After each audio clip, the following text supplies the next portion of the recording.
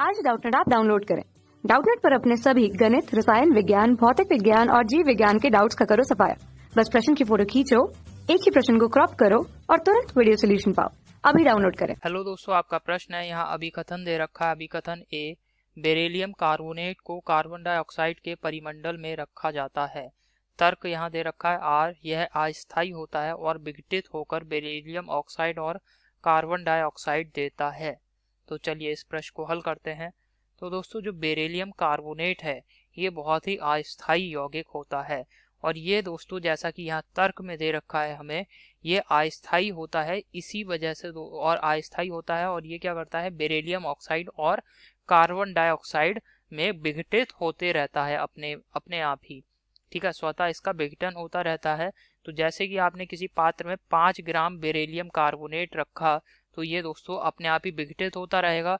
तो बाद में पता लगा आपको वजन तो 5 ग्राम ही रहेगा शीशी का, जिसमें भी जो भी पात्र है उसमें रखा है आपने यौगिक को, इसे वजन तो उसका 5 ग्राम ही रहेगा। परंतु अब दोस्तों ये बेरिलियम कार्बोनेट ना होकर के क्या हो जाएगा, बेरिलियम ऑक्साइड और कार्बन डाइऑक्साइड। अब चूंकि यहाँ कार्बन डाइऑक्साइड बनेगा तो कार्बन डाइऑक्साइड गैसियस अवस्था में होगा तो ये उड़ जाएगा, तो वजन अब दोस्तों कम होना लगेगा। ठीक है, तो ये समझ में आ गया। तो यहाँ पे ये जो तर्क दे रखा है और यहाँ पर जो हमें कथन दे रखा है दोनों ही सही हैं और तर्क कथन का सही स्पष्टीकरण भी है। तो इसे यहाँ लिख दिया है दोस्तों मैंने, चूंकि बेरिलियम कार्बोनेट जो होता है ये इसे हम कार्बन डाइऑक्साइड अर्थात CO2 गैस के परिमंडल अर्थात वातावरण में रखते हैं। अब ऐसा क्यों करते हैं दोस्तों, क्योंकि ये एक रासायनिक समीकरण है। इसको आप देखिए BeCO3 और ये अपघटित हो रहा है, विघटित हो रहा है BeO और CO2। यहाँ पे BeCO3 ये है दोस्तों बेरिलियम कार्बोनेट और BeO ये है बेरिलियम ऑक्साइड और CO2 ये है दोस्तों कार्बन डाइऑक्साइड। तो आप देख रहे हैं बेरिलियम कार्बोनेट ये दोस्तों लगातार बेरिलियम ऑक्साइड और कार्बन डाइऑक्साइड इसमें विघटित होता रहता है। तो यही वजह दोस्तों इसका विघटन ना हो, इसीलिए हम इसे कार्बन डाइऑक्साइड के वातावरण में रखते हैं। अब इसका विघटन क्यों रुक गया कार्बन डाइऑक्साइड के वातावरण में रखने से, इसको आप समझ लीजिए। तो BeCO3 ये अभिक्रिया हो रही है यहाँ पे, ठीक है, BeO प्लस CO2। अब दोस्तों इसके ये जो अभिक्रिया हो रही है जिस पात्र में, ये हमारा पात्र है, ये जो पात्र है इसमें ये अभिक्रिया चल रही है, तो यहाँ पे दोस्तों पहले से ही कार्बन डाइऑक्साइड गैस यहाँ पे पहले से ही उपस्थित है। ठीक है, इस पात्र के भीतर पहले से ही बहुत सारी कार्बन डाइऑक्साइड गैस उपस्थित है। अब लाशातेलिय नियम अगर आपको याद हो तो लाशातेलिय नियम के अनुसार दोस्तों उत्पाद की मात्रा घट जाती है अगर उत्पाद आप पहले से ही यहाँ पे उपस्थित हो। जैसे यहाँ CO2 ये उत्पाद है और यहाँ पे कार्बन डाइऑक्साइड गैस पहले से ही इस पात्र में बहुत अधिक मात्रा में उपस्थित है कार्बन डाइऑक्साइड गैस।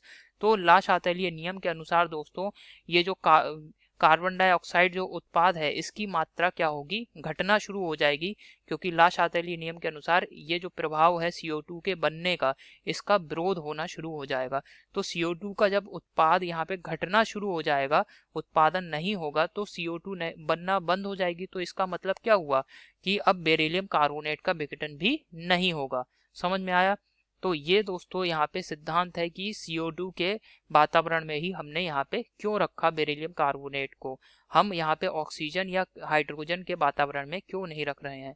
ठीक है, बाकी की अगर कोई भी गैस होगी तो वहां पे लाशातेलिय नियम लागू नहीं होगा, जिसकी वजह से इसका विघटन लगातार होता रहेगा। परंतु जैसे ही आप CO2 के वातावरण में इसको रखेंगे तो CO2 यहाँ पे पहले से ही उपस्थित है और उत्पाद में भी आप देख रहे हैं CO2 बनेगा। तो लाशातेलिय नियम के अनुसार दोस्तों इसका विघटन जो है वो रुक जाएगा और CO2 का उत्पादन ये भी रुक जाएगा। ठीक है, तो ये इसका कारण है। तो यहाँ पे हम लिख सकते हैं, अतः दिया गया तर्क और कथन A और R अर्थात अभिकथन और तर्क दोनों ही सही हैं और RA की सही व्याख्या है। ठीक है, तो क्या उत्तर हो गया दोस्तों, A और R दोनों सही हैं, RA की सही व्याख्या है। विकल्प देख लेते हैं। पहले विकल्प में दे रखा है हमें A और R दोनों सही हैं, RA की सही व्याख्या है, ये बिल्कुल सही विकल्प है पहला विकल्प। दूसरे विकल्प में दे रखा है दोस्तों हमें A और R दोनों सही हैं लेकिन RA की सही व्याख्या नहीं है, ये गलत विकल्प हो गया। तीसरे विकल्प में दे रखा है A और R दोनों सही नहीं है, यह भी गलत विकल्प है। चौथे विकल्प में दे रखा है A सही नहीं है लेकिन R सही है, यह विकल्प भी गलत है। तो आशा करता हूँ आपको ये समझ में आया होगा। धन्यवाद। कक्षा 6वीं से 12वीं से लेकर नीट, IIT, JEE वो एडवांस के लेवल तक 1 करोड़ से ज्यादा छात्रों का भरोसा। आज ही डाउनलोड करें डाउटनेट ऐप या व्हाट्सएप करें अपने सारे डाउट्स 8400 400 400 पर।